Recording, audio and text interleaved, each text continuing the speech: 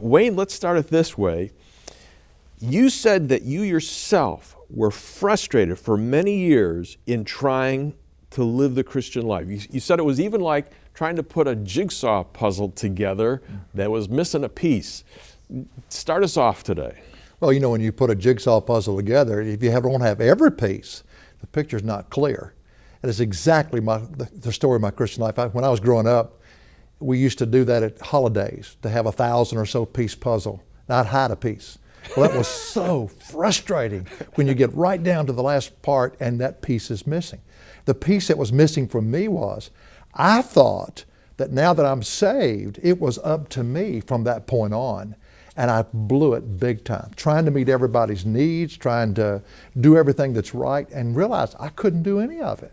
And that's that piece I was missing, was that the Christian's responsibility is learning to respond to his ability, because he now lives in us. Yeah, I want you to relate to the folks that this can really be frustrating, and you've got this great humorous story about your daughter. You and your son, your daughter, used to take them to school in the morning, and tell what happened one morning. Well, one morning, Stephanie was habitually late, and she always had to get her hair right for whatever reason. And she would brush it and brush it and brush it, and I'd go up and I'd say, Stephanie, it's time to go in just about 10 minutes. I hear you, Daddy. Now, Stephen was my more sensitive child. Stephanie was more nose to nose, toe to toe. And I said, okay. So my son and I would sit out in the car. We got to know each other real well, waiting on my daughter.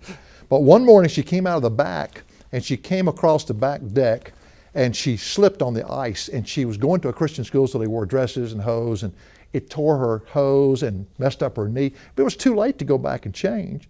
So she got in the car and she slammed the door. And I told my son before she got in the car, I said, Stephen, it's going to be good today.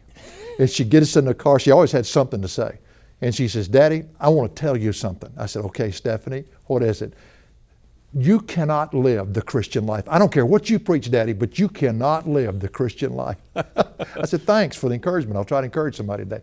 But on the way to school, it began to dawn on me, she's exactly right. So before she got out of the car, I said, Stephanie, thank you for reminding me that I can't live the Christian life, that Christ comes to live in me to do through me what I could never do.